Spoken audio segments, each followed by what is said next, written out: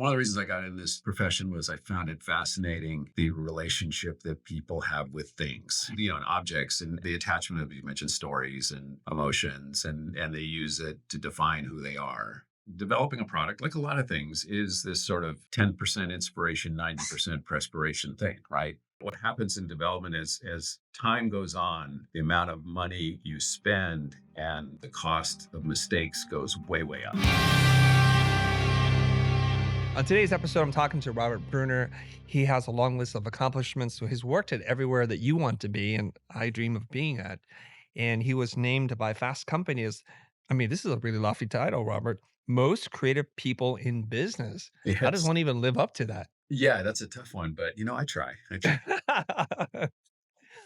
Okay, you're a rare breed because you have your own firm. It's called Ammunition. You've worked as director of industrial design at Apple. You've also done work with Beats by Dre. There's a long list of things you've done as also being a former partner at Pentagram in their San Francisco office. And I just saw on LinkedIn that you had thanked, I guess, Paula Scher as one of your, eh, I guess, influences or people who've sparked you. Yeah, yeah. I worked for Paula. I worked Yeah. with Paula rather for 10 years. Mhm. And she's amazing, and she's a good friend. But I was always inspired by her creativity, but her tenacity and outspokenness. It's kind of always this, she's one of those people that can be in your face and you actually enjoy it because she's so passionate. So yeah, I love working with Paul and still talk to her frequently and count her as one of my major influences. Mm. That was an interesting description of Paula. How would you describe yourself from a different lens? I'm a maker. Okay. I've always been. When you look back through the lens of where you are today into childhood, I see that's all I ever did was make stuff, right? And I grew up in a family that made stuff. My father was a really creative engineer. My mother was a craftsperson, artist, entrepreneur. So I'm a maker.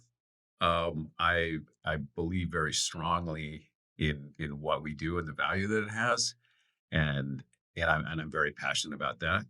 That said, I am a very kind, empathetic person. So I tend to work in a way of building partnerships. Except when you have to be a asshole, you can be an asshole, but I usually try and reserve that for when it's totally necessary. So Well, out of curiosity, when do you find it to be necessary to be tough? honestly, it's when people need it, right? Hey, we try and always do our best work and get the best result out there. And then sometimes there's all kinds of things that can keep that from happening. Some of them are just naturally part of the development of things. Some of them are people just are closed-minded, not listening, not understanding, or just being, difficult. So, and then when I get to those cases where it's sort of you as a person are getting in the way of delivering something really good unnecessarily, I'm going to let you know, right? that's Mhm. that's the way I look at it. Do you find that in the pursuit of doing the best work possible, that the barriers to doing that come from the client side, or is it coming from your design team? Oh, definitely from the client side. I mean, my team, I have an amazing team. Mm. Actually, we often say, about our studio, we're in the talent business, right? And literally every one of the designers that works for me in industrial design started in our office as an intern, and we discovered this thing, right? That we're actually really good at identifying and growing talent, and so that just became how we build our studio. So the main challenges I have with them is, sometimes helping them see the forest for the trees, or sometimes even pointing out to them, no, it's that tree. It was right in front of you. You don't see it. It's that tree. No, a lot of the resistance we have comes from the client side, and then it's kind of the nature of the business that I'm in. It's a very complex, expensive, long process to develop and deliver a product into the world. Takes a lot of money, takes a lot of people, takes a lot of natural resources, takes a lot of time, all these things. And so there's this almost automatic thing that's built into the process of risk mitigation, right? People are Mhm. just, trying to make it as predictable and understandable as process. And but many times that translates into we just want to do what we did last time. We want to do what everybody else does. We don't want to spend that extra money. All these things. That kind of take the eye off the prize and more at say, okay, this is a particular process that we need to follow. So a lot of that resistance comes there, and sometimes you just have to really push through it, right? Mm. I think as long as you have trust, it's something I'm very big on is building trust with the people we work with. You can do that, right? You can push people through that fear and get them to to do great work. But a lot of times it takes that sometimes that's what I feel like my job is managing and controlling people. Yeah. Okay. I'd love to just go down that rabbit hole with you on the two sides, the client side and managing and nurturing creative people, because both are very difficult, especially for people who are inexperienced with this or don't have a great mentor or role model to base it off of. Okay. This is a common, I think, bane to most creative people's lives that clients always seem to interfere with doing high quality work. I have to imagine, and please correct me where I'm wrong here, a person of your stature with your experience, then the pedigree, I would assume that clients come to you at this point to say, "We want you to do you, challenge our thinking and push boundaries and break stuff because we want your brilliance." Is that not the case? Well, it is. I mean, it is. People come to me, come to our studio because of the level of what we do and the reputation that we have.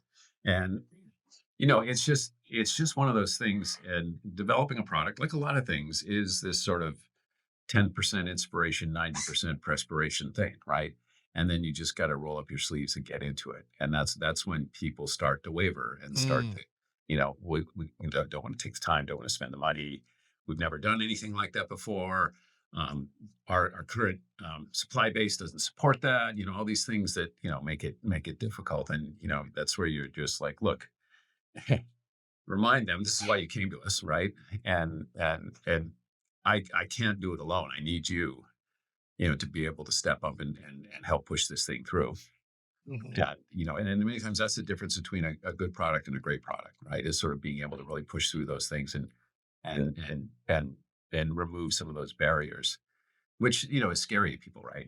And that's really a lot of times when it comes down to is this fear thing, right? It's just there's a lot of that in product development because and one of the benefits I have is I've worked in a large corporation driving their design program, so I know that people are putting their jobs on the line. It's not just if it fails, you know I'll be on to my next job, next client. This is their livelihood, so Right. I really understand that. But it's also at the same time, I think there's a thing in society that's developed that it's sort of the idea that not failing is winning, right?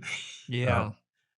um, and that's what breeds mediocrity. The sort of idea of just not fucking it up is a victory. So it's something we try and push through.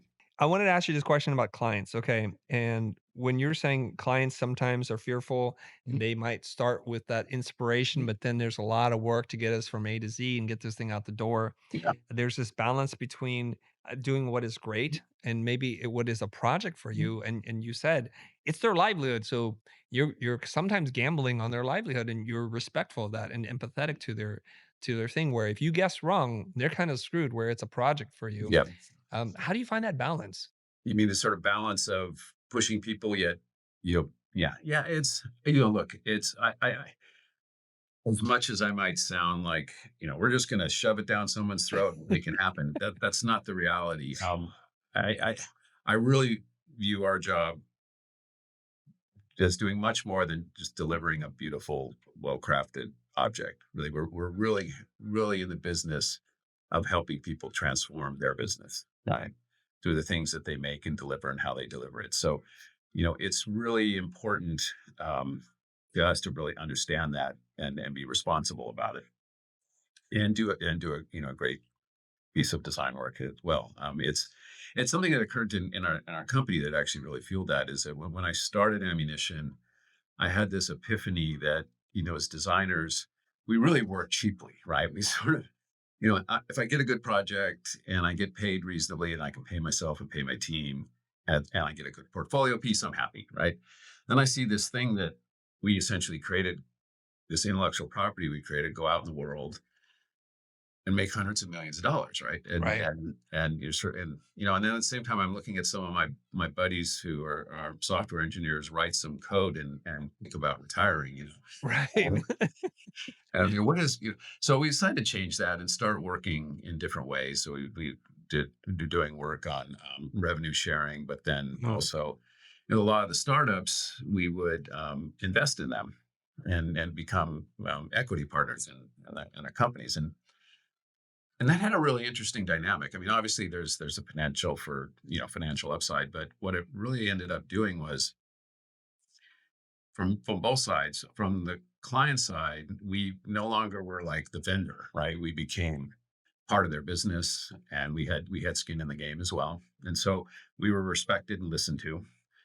And then from our side, we always took it seriously, but even more so, you start thinking, what is it I can do, right, to make this proposition successful beyond the particular thing in front of me? What can I do? And so it started to build this real sort of partnership mentality about how we worked. And so through like there was this huge startup boom in technology hardware development like around 2012 to maybe 2016. It was fueled by the Internet of Things, right? And just everything was through the door. And so we did a ton of this work and a ton of these related. We had like I think like 40 companies in our portfolio, um, and it just sort of became a way of working, right? Even this, what became interesting is even with more traditional relationships where people were paying us our fee, we still behaved that way, which confused the hell out of them, right? It's like, why is this industrial designer telling you to do these things? Why, but ultimately it was because we started to really care at such a much higher degree about the success of the things that we do beyond the sort of creative success. And that ended up really showing in our work. The number of products that we designed that actually shipped went way up. The impact that they had in the market went up. All these things because we sort of really began to embody the sort of the values and beliefs of the businesses we were working with. And that's so that's a long answer to your question, is sort of this balance, right? Is sort of but yeah, we just take it very seriously, that we're here to help people be successful, not just to design something. I'm just thinking about, like, how you might structure your firm Mhm. now in terms of, like, do you have a balanced approach to the kinds of projects you take on where some are commissions, some are investments and equity plays, and some are rev shares? Yeah, I mean, there's nothing formulaic about it. I mean, Mhm, it tends to be, still probably 60% are more traditional relationships and the rest to have another component. And sometimes the equity is relatively small. It's just and sometimes we have a model where we'll, take a percentage of our fee and have that turned into equity in some way, mhm. and take some of our margin and do that. And then the royalty stuff is always interesting. We do less of that.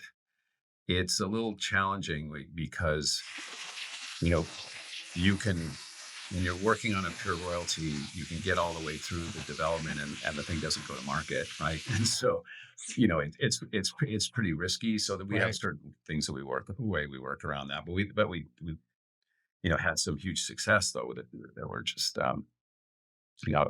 just sort of went through the roof. So Mhm. so we will do that, but that's probably the lowest percentage. I see. When you're meeting a potential new client, regardless of the deal that's structured, do you have certain rules where you say, "That's a red flag. If we don't get that cleared, I'm not moving forward with them." And it'd be great to hear from you because you have like 40 plus years of experience. And when we were still in the service space, we would have to make rules for our salespeople because otherwise every job looked like a great opportunity. And we were overwhelmed with the kinds of things that were opportunities that turned out to be totally lame. Yeah, it's pretty simple. It's almost Yeah. always about the people, Okay. right? And who they are and what they're about, what they believe in, what's their purpose, and also what they've done, right? If they've been able to do it. That's the primary thing we tend to look at. I said this once. I think that you know, money and a good idea are not extraordinary assets, right? Because people get raise money to do that, and there's a lot of good ideas out there. It's really comes down to you know, does this individual and their team have the ability to execute on this and do a really good job, right? And because that's, you know, we've had a lot of things we've worked on that were really great ideas, but in the end, the team on the other side just couldn't do it, right? And so and yeah, we got paid and everything, but it's actually a huge loss when you put 2 years into something, and that's there's a whole opportunity cost of doing that, but also just an emotional cost. You just, your team has just killed themselves to make this thing happen, and then the company we're working with just never had the ability to actually be able to deliver it and make it successful. So and through that all that experience you mentioned, I think we're pretty good at figuring out in the first couple meetings whether this group is really going to be able to do it or not. Is there anything you can tell us that you spot and that's kind of tangible? Because there are a lot of young people who are listening to this who are like, "Yeah, that's great, Robert. You know what they are, but how do Yeah. we know?"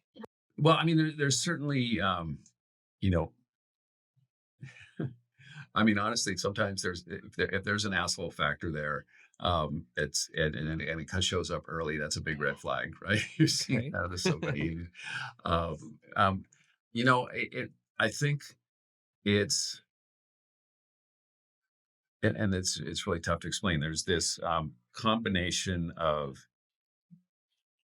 experience and confidence and intellect combined with some humility, right? That always is the combination that works, right? Yes, sometimes arrogance can get you a long way, but it almost always blows up on people, right?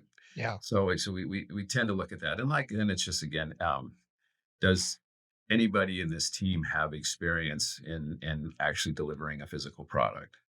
I That doesn't mean you can't, but if you don't, but certainly it's going to be painful, and you're going to go through a lot because it's so we had a really great startup that had amazing technology, and we invested a lot in it. Yeah. Ultimately the leadership team they'd come from different industries and never really gone through the process of creating and delivering a high volume consumer electronics product. And um and just as what happens in development is, as time goes on, the amount of money you spend and the cost of mistakes goes way, way up, right? And it'll cause people to freeze. It's just like, how am I going to pull the plug on, $3 million of tooling, and $2 million to ramp up the product and so forth. And I don't know if it's going to be successful, and just like and it's that's that fear thing comes up, and then but if you've done it before and you've been through it, it's and you have an experienced team, it's much easier to do that. So yeah, it's been interesting for me. I mean, right. I mean, I've had a few clients recently where I'm sitting across the table from six people that are all 24 years and younger, right? And developing a new piece of AI hardware, which is totally cool. I mean, really, really dig the energy and so forth. One of my red flags in that situation is if they're discounting what I say just because I've done it so much, right? Which happens. People are Mm. like, "Oh no, man, we don't believe that shit. We're gonna break all those rules. We're gonna do it our way, and that's gonna, and that's commendable, but you just look at it, so it's they're not rules, it's there's some physics here, right? Right. It's like it's just so yeah, that's always one of the red flags we look for, is like, okay, do you really know what you're doing, or at least are you willing to learn, right? Yeah. That's pretty hilarious because there was a time in advertising where there were so many young people as creative directors and art directors on the agency side and we're on the production side, where if they use too many buzzwords, we're out. Yeah. It's like it was just dropping jargon and buzzwords and just sounding too self-important, and Mhm. none of them know what anything about what they're doing at all. So Yeah. then we're like, "Yeah, this is gonna be a horrible process. I'm not really that interested in working with them." Yeah. Yeah. And I guess the humility part is maybe we've all been there as young people and thought, "I'm gonna change the world. I'm gonna break everything." and then you get a little bit on the other side of experience and age, and then you start to realize how foolish that all sounds. Well, no, I think that in itself is good and commendable. It's right, Yeah. but if you're going to put blinders on and not take in the information that's available to you to be successful at that, then that's a big problem, right? It was Mhm. having an energy that's about, look, we're going to do this differently, and we're going to create something amazing, and this is how we're going to do it. But then when you say, well, okay, that's cool, we're with you. Let's make sure we do these pieces, to get it right. Nah, we don't need to do that. We have software. We'll work around that. It's like, anyway, I try very hard not to sound like the seasoned veteran that's been Yes. there 1,000 times. Right. I'm kind of reluctant to bring this up, but you mentioned clients who are a-holes. And I know there was a stint that you spent at Apple as director of industrial design. And Steve Jobs was not known as the nice guy. He wanted what he wanted, and he was a bit of a tyrant, I think, if the stories are true. He's a little bit of an a-hole. What did you learn at your time at Apple? Well, first of all, I didn't work with Steve. Okay.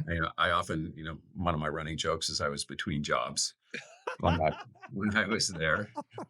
Um, but I did work with my fair share of challenging, opinionated people, Mhm. and continue to. One of the key things I think about working with individuals like that is do you respect them, right? Because Steve, you would respect. Right. There's no question about it. And yeah, he's treating me like shit. And it was actually it was that way when I was working with Jimmy Iovine who Beats. Mhm. Jimmy, brilliant, unbelievable businessman, producer, just really, he really in many ways created the popular music business. Jimmy was a pain in the ass. Okay. I would get these calls at all hours, Robert, what the fuck are you doing? Just yelling at me. But I finally realized, actually, I'd read this interview with him in Rolling Stone. He was talking about how he worked with his musical artists and how he drove them. And he was treating me the exact same way. Right. Mm. And he just saw me as an artist, an artist he was going to get the best out of. And so, as painful and difficult it was, and sometimes confusing as hell, um, I stuck with it because I really respected him and believed in him, right? And he was, most of the time he was right, but at the same time he was loyal, and he would admit when you were right and he wasn't. But that usually took it took a lot to get to that point. So, but yeah, I think it's a question of whether you respect those people, and when you don't, and they're in your face, you it becomes very difficult, right? Mm. You either have to push through them or go around them or figure out, what you can do. Because a lot of times, your success, this a-hole may be the impediment to your own success. So you Mhm. you have to figure it out. Well, we're on the topic of like iconic brands and what was able to be accomplished by Beats by Dre, and I've heard the long untold story about how it was Will I Am's idea, and he shared it with somebody and shared it, and then it became this thing. I think he shared it with Dr. Dre. Do you know about the backstory and the origin of all this stuff? You know, I've actually not heard that one. Okay. I know from what I was pretty much there on not day zero, but day Hmm. one, right? Okay. And the story that Jimmy tells, which is a good one, that Dre was originally approached by Adidas to develop some sneakers, right? And Jimmy had just gone through the process with Steve Jobs of doing the U2 iPod, which if you remember that, I it do. was yeah, which turned out to be really successful, Yeah. and he really enjoyed that, and he had sort of got this, this thing about marrying artistry with technology, and so his story was when Dre came to him and said, should I be doing this thing with Adidas? Jimmy said, "Fuck sneakers, let's do speakers." It's a good line. So while I know that that story has been, crafted in a way to sound really cool, but I know from Jimmy's experience of working with Steve at Apple and their foundational belief, one of the things that talk about greatness. I'm delivering greatness. What happens is the leaders have a non-negotiable purpose, right? That's above financials, right? And for Jimmy and Dre, for Dre, it was this idea. I remember the first meeting he said, "People are not hearing my music," and what he meant was, and he said they go out and listen to it in these fucking shitty white earbuds, right? Which ironically, that white earbud company bought them, but they but his thing was, look, I spend an enormous amount of time crafting a sound. I know how it's supposed to sound. It's not supposed to sound like that. So I want to fix that. And then Jimmy, his belief was, look, the music, the power, even belief was in the power of music and the power of connection and the power, the emotional qualities of it. And so delivering that in a way that his audience could experience. So those were the and when you listen to people, you can tell what's been an embellished story and what's real, and those were real things for them. And so that so I tend to believe that I don't know if Will I am had that idea at the same time or talked to him about or brainstormed about it. Those things always, as time goes on, kind of develop a life of their own. But I believe the inception story really started with Jimmy and Dre and seeing this opportunity. There's no high performance audio brand for a young market. It just didn't exist, right? Mhm. So let's go do that. I've heard Michael Margolis say this in his in our conversation. He wrote the book Story 10X. He said something like, "A product or service without a story is a commodity." And from the outside, and please correct me everywhere that I'm wrong on this, is that Beats was a product that needed a good story, and Dre was that person. He had such a personal brand that he could attach it to something like that Yeah. with Jimmy Iovine and make something that was, by a lot of the criticism, okay, or like headphones look great, very iconic, but I think was made by Monster, Yeah. another audio brand. Originally, that Monster was the partner originally. Yes. Yeah. And Monster very people know about, So, but Beats they know a lot yeah. about. Yeah. No, that's absolutely true. That's 100% true. The story attached to the product was the accelerant, right? It Mhm, just really pushed it and pushed it into the cultural conversation right away. And yeah, that's just, I mean, I think, we did our part. We really understood, that the whole idea of headphones are hard to decide. They're difficult. And so they end up being really driven functionally through all the things that make them successful: acoustics and reliability and adjustability and all that. And so they end up with having these mechanisms on your head, mhm. where we saw, well, hey, this is actually wearable technology. How do we make it desirable for people to wear? They feel good about how they look with it. And yeah, iconic, right? You could from 25 feet away, you can see that product and what it is, right? So, but without that cultural conversation that Jimmy and Dre were creating, and the ability to associate it with all their friends and so forth. One of my favorite stories. You probably heard me say this on other things, it's great that when we were launching the first product, we were meeting at the Consumer Electronics Show in Las Vegas, and I asked Jimmy, what's the marketing plan here? Right? What do you do with this to get this thing out of the world? And he just says, I was like, Robert, our marketing strategy is a lot of people owe me a lot of favors. And it's true. It's just like everybody he knew would wear the headphone, would be seen with the headphone, be photographed with the headphone, right? And it just sort of built this momentum and association, which you know the whole celebrity marketing thing has been done, but I think it's been done differently. And honestly, I was there. The individuals who were involved in the brand, it wasn't just a pay for play thing. They really respected Jimmy and they loved the product. And yes, some were involved financially, a lot weren't. And so it was just became this sort of, again, and that is a transformative thing, right? When you put those headphones on and you feel this connection to Dre or Will I Am or Lady Gaga or whoever, right? Mhm. That is a transformative thing for people. Mm. It's just extremely powerful. Yeah, I think it was one of those cases where the right influencers really moved the culture. And once you saw your heroes, these artists that you respect and love and live by, and they're seen with these things that just You know, you're one tiny little step closer to them by having the product. I went to Art Center and I was I found a lot of kinship with the people in the industrial design program. They worked the hardest and had incredible craftsmanship, like drafting skills, and I could see that. And a fairly typical thing to do is to always criticize the generation coming after you as not as capable and not as good. And Yeah. I thought this must be going on forever because it's Yeah. always like it was better in my day. Now, Yeah. having said that, do you think that over the last couple of decades that craft has been lost a little bit in the way that we learn and the way that we practice? Yes, it's also different. Yeah. There's certain, and when I look at the way we do things versus the way when I started, I worked on a drafting machine and with an HB calculator, right? Mhm. And math was a big part of my job. I mean, I had to know how to geometrically describe things. Um, and all that has been fully automated now. And the beauty is you can take all that time and put it somewhere else.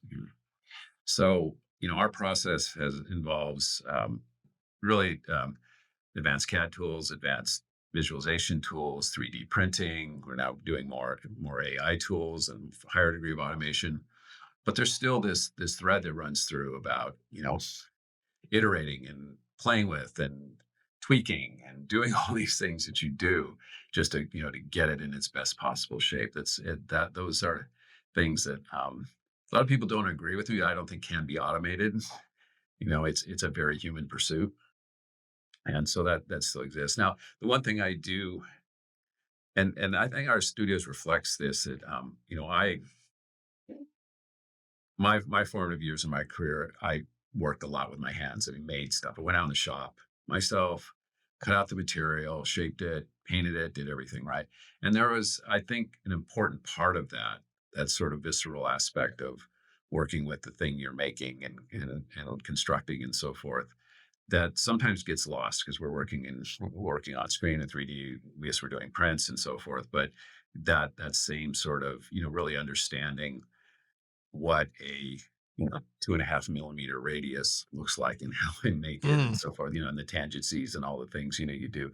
So um I do, that's why we have a shop, and that's why we continue pressing people to let's go out and make that, right? Yeah. Let's go out and build that, because I think it's while it may not be as necessary as it used to be, from a technical point of view, it's certainly from, I think, a process and learning point of view, really a really valuable thing, and shouldn't be let go of.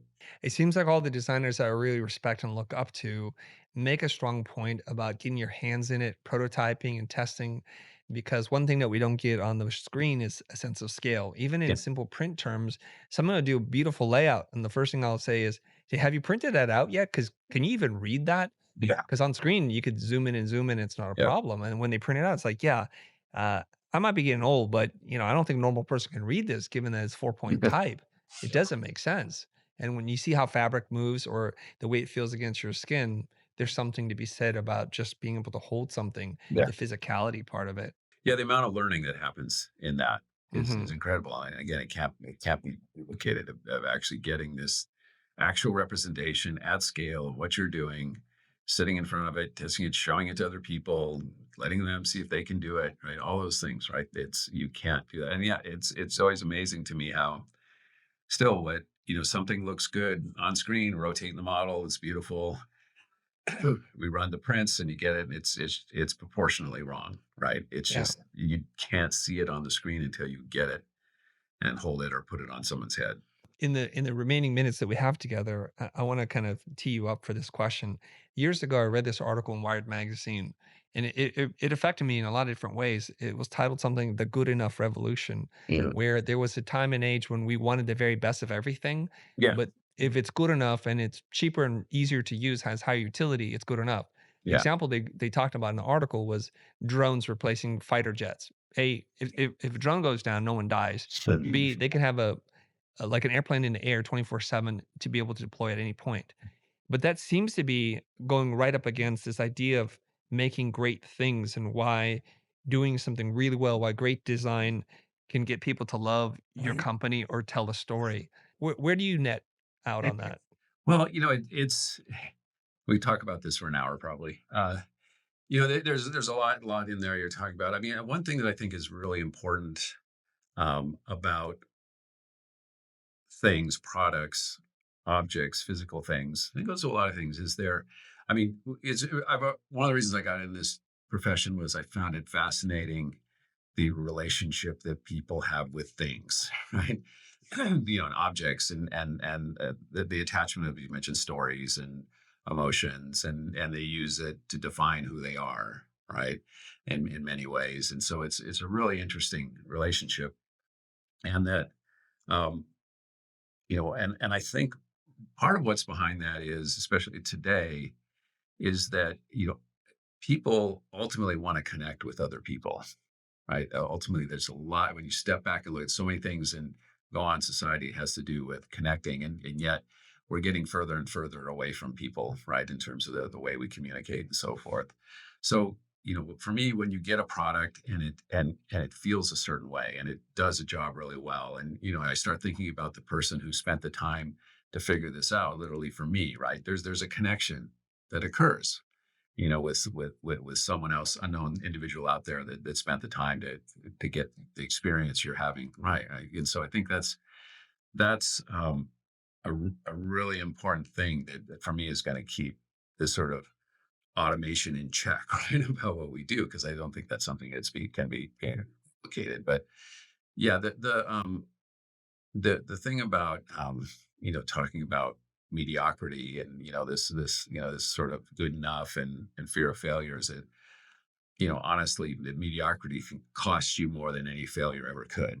It's people don't realize this sort of idea. I'm just going to be safe. I was talking about easier, and greatness doesn't come easy. It isn't packaged or polished or perfect. It asks for sweat and effort and then sometimes pain. It asks you to stand in the fire, right?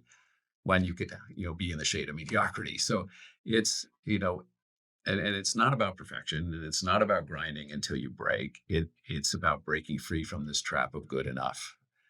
And that's the thing that I really get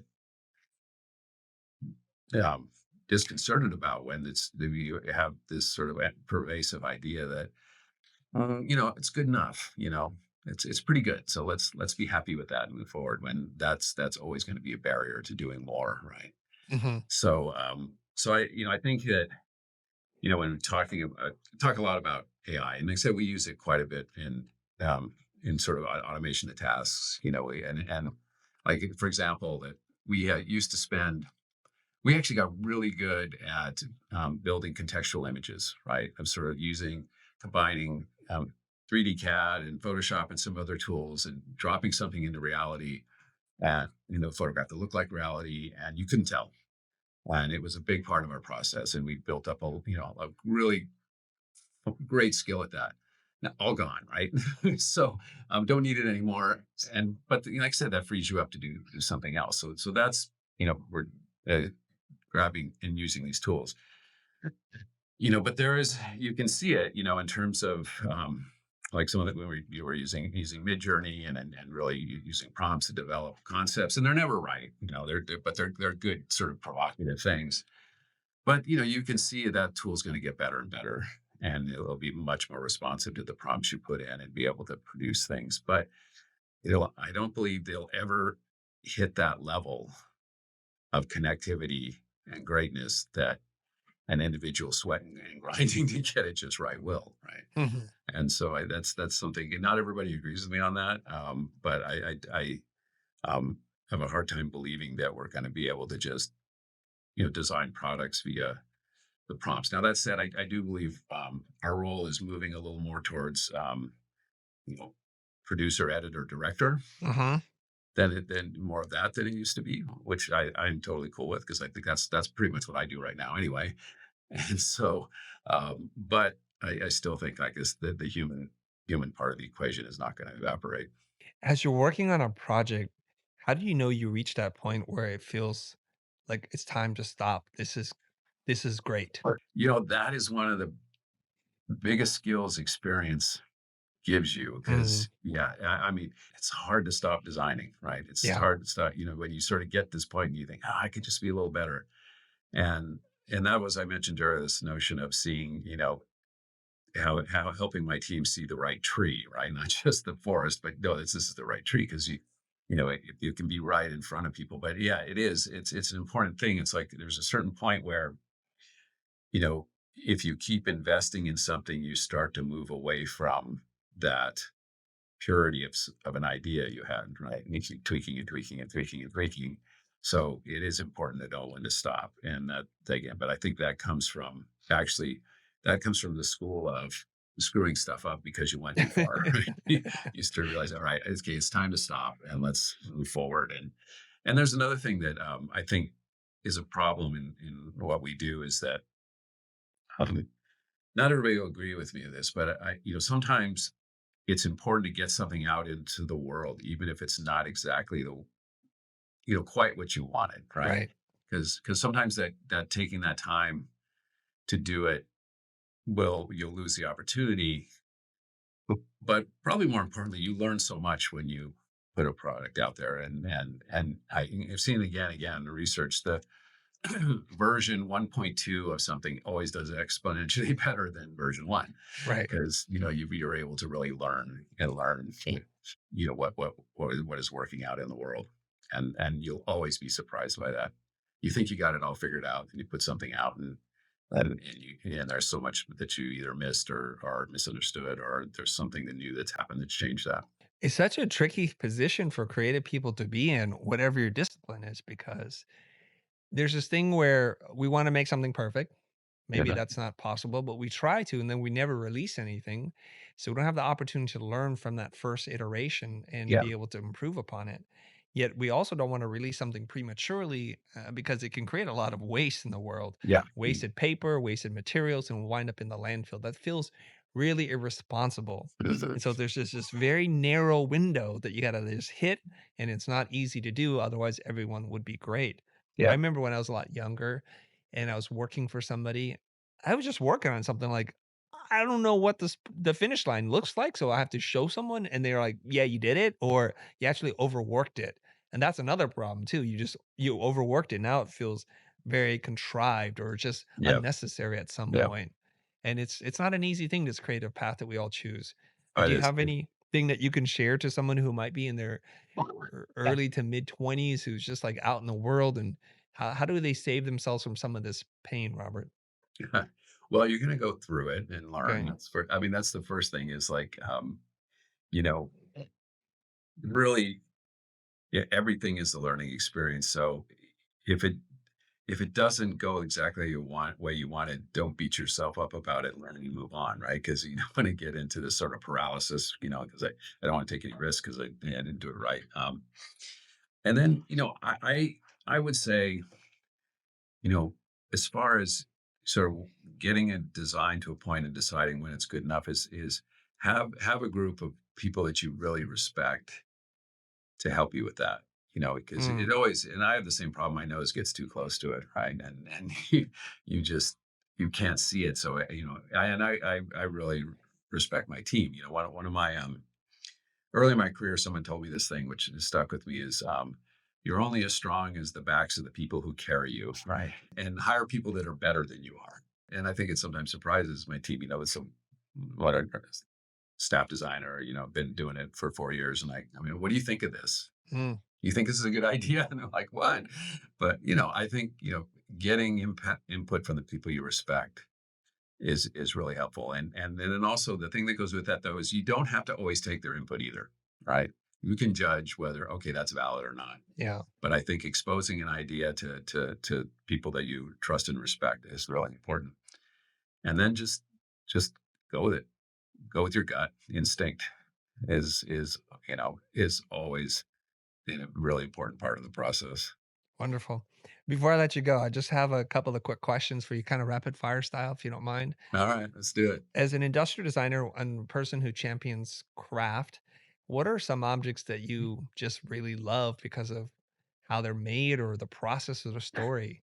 I always hate questions like this because I got I just go blank, Yeah. right? Well, I can help you. Like, are there certain kinds of clothing brands that you love or My clothing brands are tend to be rag and bone in theory. mhm. I just love it, clean, you know, sophisticated but not pretentious, kind of feel of it. That's kind of me.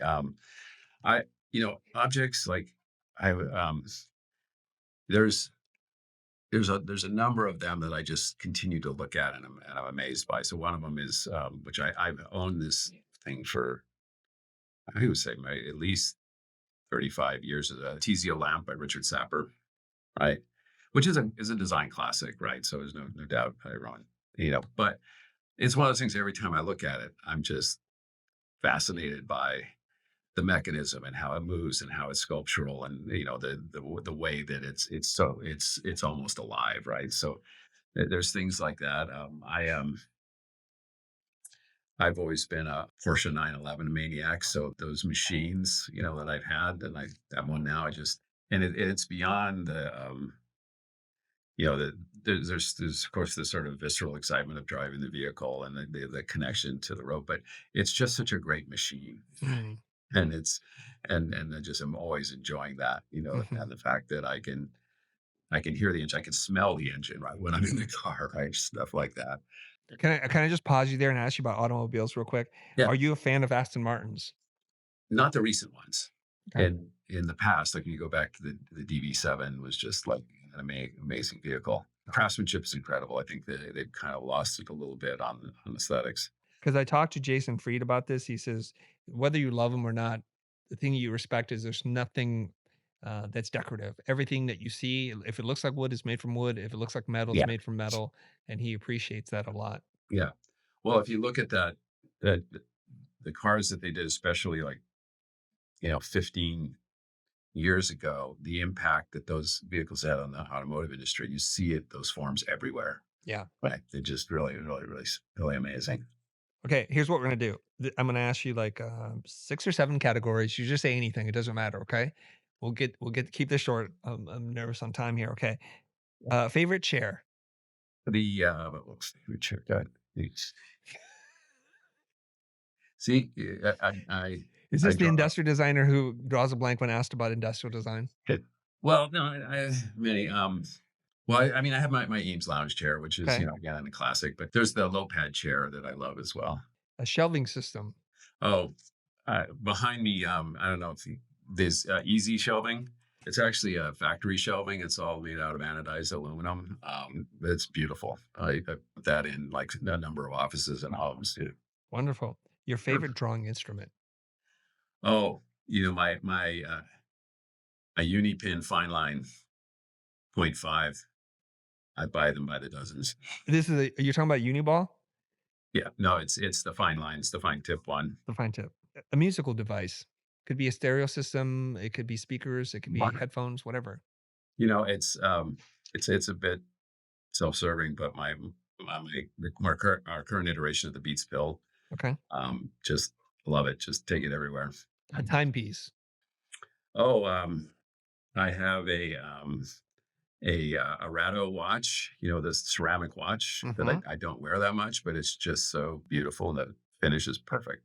Here's the last one. An eyeglass company. Oh, Matsunaga. Well, because I wear them and I bought like 4 frames from them. That's great. Oh, wonderful, Robert. It was amazing to talk to you and kind of get your perspective on design. I know we could have gone down the rabbit hole of AI, but that seems to be the topic du jour, and that's all fine. And you know, um, if people want to find out more about what you're doing, Mhm. your adventures, and what you're up to, where should we send them? Probably the best place is so my Instagram is Robert D. Brunner, Robert D. Brunner, Okay. and then ammunition is at ammunition group. Is typically where you'll see the most current stuff popping up, and you can always DM me through it if you want to get a hold of me. Well, thanks very much for doing this with me. Oh, it's fantastic, Chris. I loved it.